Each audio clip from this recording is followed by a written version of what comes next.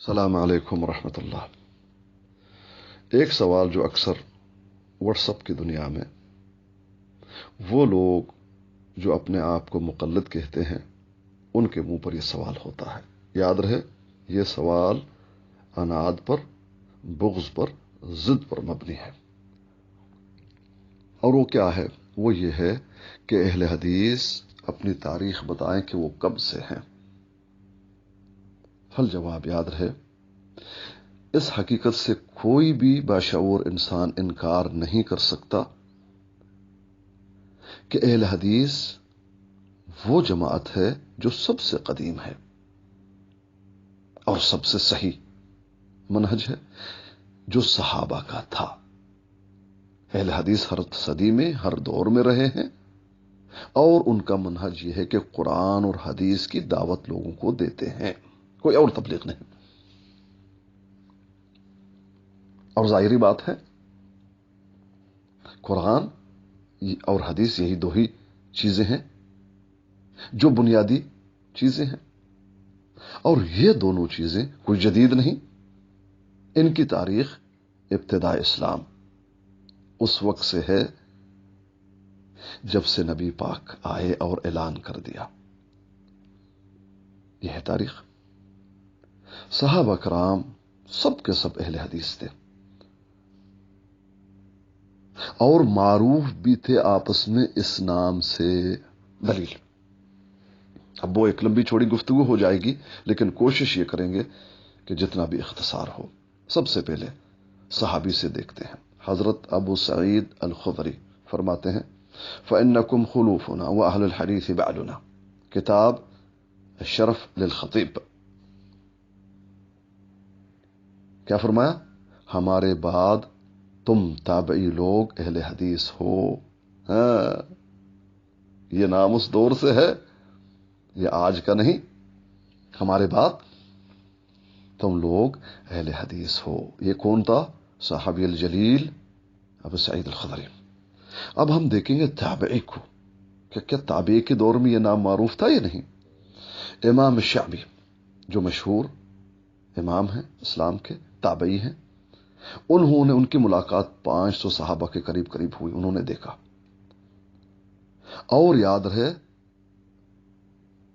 انہوں نے سب کو، تمام صحابی کو اہل حدیث کے نام سے یاد کیا کہ وہ اہل حدیث تھے۔ تذکرۃ الحفاظ للذہبی پڑھ لیجئے گا۔ صحابی سے بات آ گئی، اہل حدیث اس دور سے، تابعی سے بھی آگے، اب تبع تابعین کو دیکھیں گے۔ تبع تابعین امام سفیان الثوری فرماتے ہیں فرشتے آسمان کے اور اہل حدیث زمین کے چوکیدار ہیں۔ ہاں، یہ نام کب سے ہے؟ صحابی سے بھی ثابت، تابعی سے بھی ثابت، تبع تابعی سے بھی ثابت۔ آگے امام مسلم فرماتے ہیں امام مالک بن انس، شعبہ یحییٰ بن سعید، القطان عبد الرحمن بن مہدی، اور ان کے بعد آنے والے اہل حدیث تھے۔ جب مسلم پڑھیں گے یہ بات آپ کو مل جائے گی۔ امام ابن تیمیہ فرماتے ہیں امام شافعی اور امام احمد بن حنبل کون تھے؟ مذہب اہل حدیث پر تھے۔ منہاج السنہ جب آپ پڑھیں گے آپ کو یہ بات بالکل شد و مد کے ساتھ لکھا ہوا مل جائے۔ ایک میرے ذہن میں بات ہے کہ وہ بھی کر جاؤں، وہ یہ ہے کہ اکثر آپ دیکھتے ہیں یہ کہتے ہیں کہ جو خانہ کعبہ میں ائمہ ہیں نماز پڑھاتے ہیں، وہ کوئی کہتا ہے شافعی، کوئی کہ مالکی ہے، کوئی کہتا ہے حنبلی ہے، اس طرح سے کہتے ہیں کہ وہ بھی تو شافعی، وہ بھی تو حنبلی، حتیٰ کہ امام ابن تیمیہ کو بھی کہتے ہیں۔ بھائی یہ جو آپ جن کے نام لے رہے ہیں، امام مالک کا یا امام مسلم کا، امام مالک اور جتنے بھی ائمہ ہیں، امام احمد بن حنبل، امام شافعی جن کا آپ نام لیتے ہیں کہ ان کے یہ پیروکار ہیں، ان کے مقلد ہیں، بھائی یہ ائمہ خود اہل حدیث تھے، آپ دیکھ لیجئے گا۔ اگر امام خود اہل حدیث ہے، اس کے منہج پر دوسرا انسان چل رہا ہے، تو وہ تو اہل حدیث ہوا، وہ شافعی تو نہیں ہوا۔ مالکی تو نہیں ہوا, حنبلی تو نہیں ہوا, یہ خود اہل حدیث تھے. اب یہ ہلکی پلکی بات آ گئی, مزید دیکھ لیں.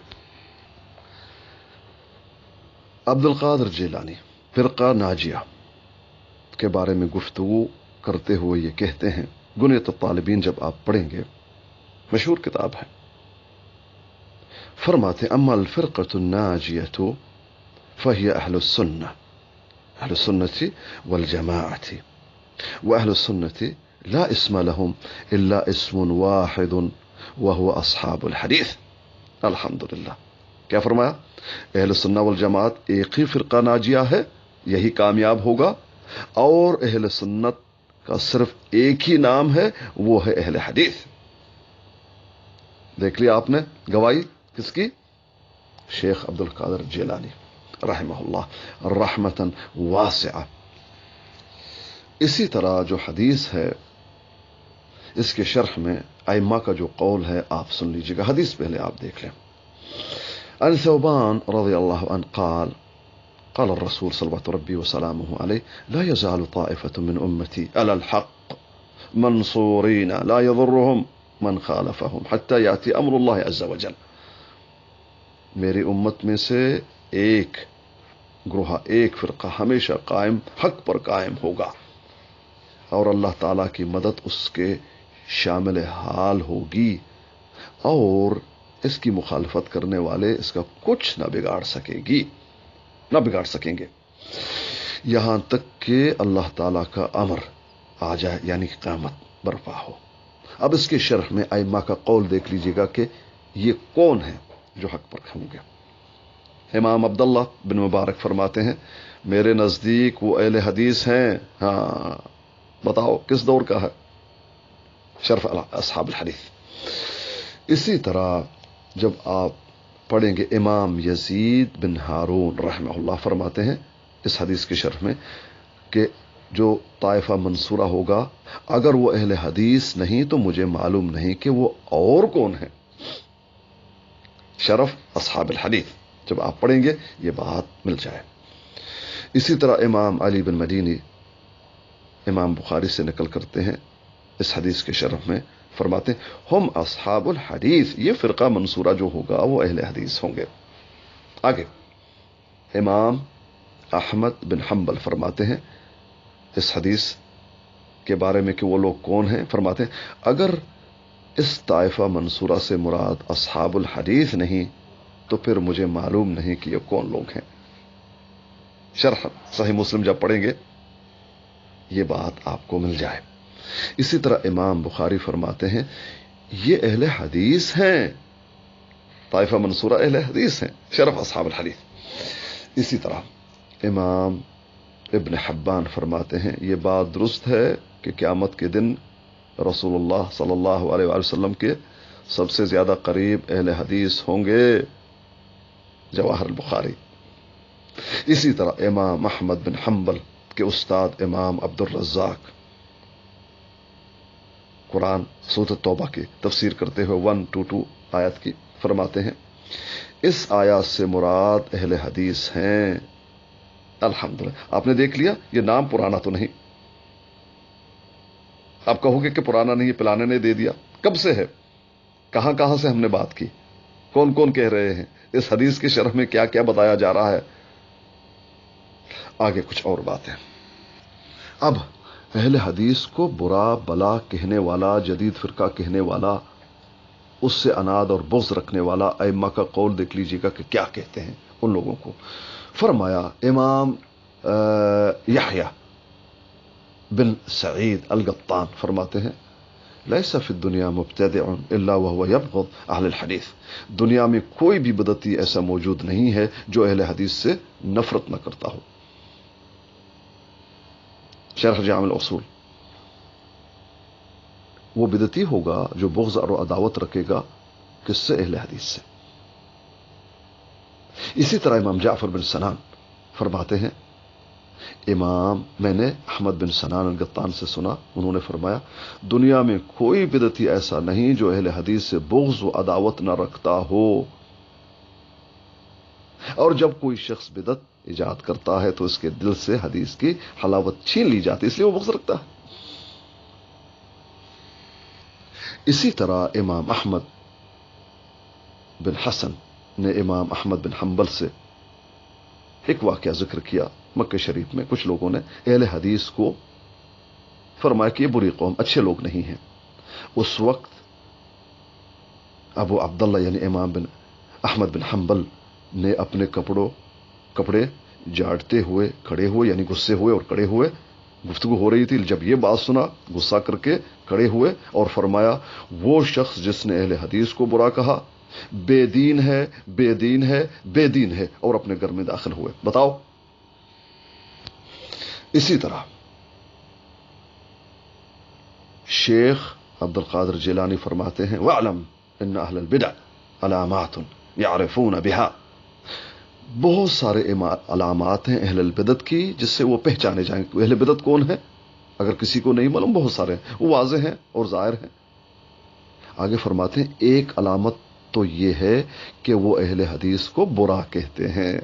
ہاں، اب آپ نے دیکھ لیا ائمہ کی گفتگو اور اہل حدیث کہاں سے ہیں۔ جو اہل حدیث سے نفرت کرتا ہے ان کے بارے میں ائمہ کا کیا قول ہے۔